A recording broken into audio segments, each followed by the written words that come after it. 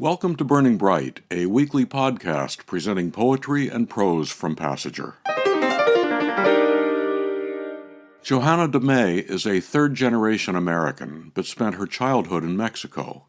She said that immigrant parents preserve identity by sharing family stories with U.S.-born children.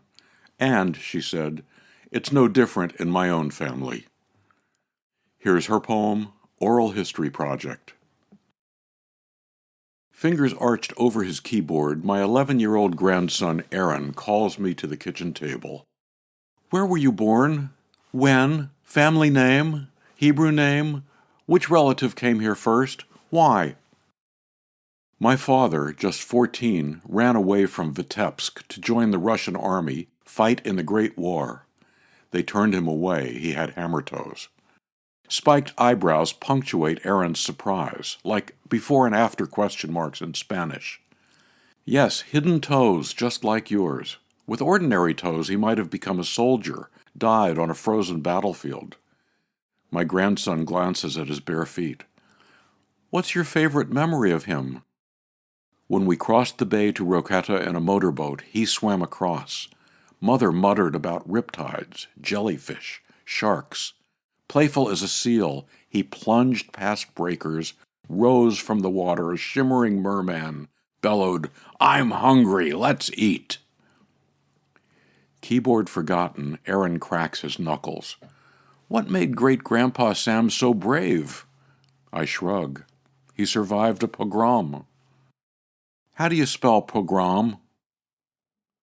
Johanna DeMay, from Passenger, issue 72. Kristin Davis said, "For me, poetry is a way to capture fleeting moments, memories, and discoveries." Here's her poem, Little Denials.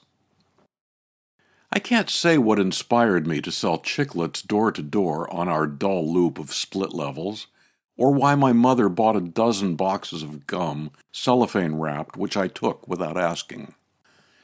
Do your parents know you were selling these? My neighbor Mrs. Ross asked before handing over a quarter. Oh, yes, I lied. Surely this was just like selling Girl Scout cookies. Did you buy these yourself? Mrs. Troy wondered aloud before buying 2 packs, 12 sugar-glazed pieces, 2 tight rows in each flimsy paper box. Mrs. Sharkey picked the box on the bottom of the stack, from which I'd taken a piece, chewed it, and spit it out when the flavor, the thin shell, was gone. Maybe she wouldn't notice. She shook the pack. We both could hear 5 chiclets gliding back and forth, clicking against one another in the void. Are you sure they're all here? She looked directly into my eyes. Yes, they are all there, I insisted, expressionless, almost believing.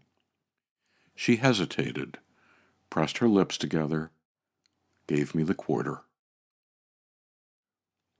Kristin Davis, Little Denials, from Passenger, issue 68. Shortly before the pandemic, Dian Seidel and her husband went to Pathum Thani, Thailand, to teach English.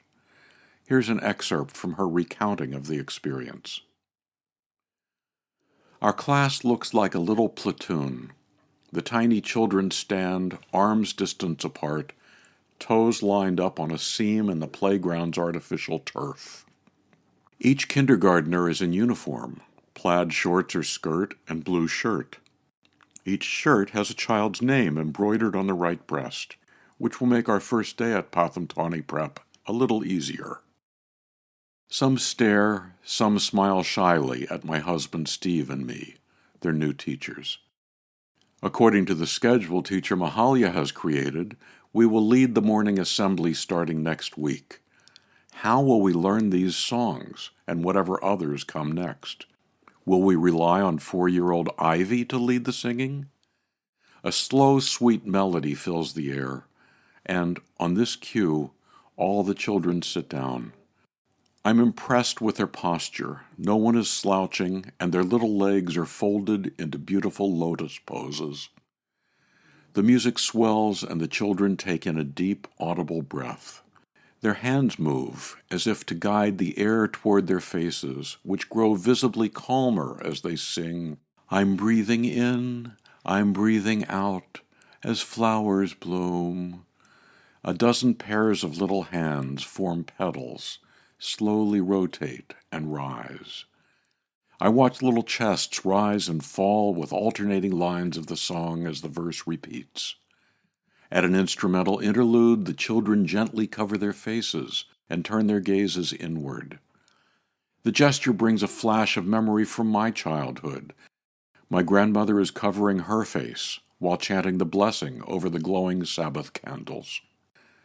This moment in the sun on the playground seems almost as sacred. A little finger taps the back of my hand. It is Ivy. "I think you like to sing, don't you?" I ask.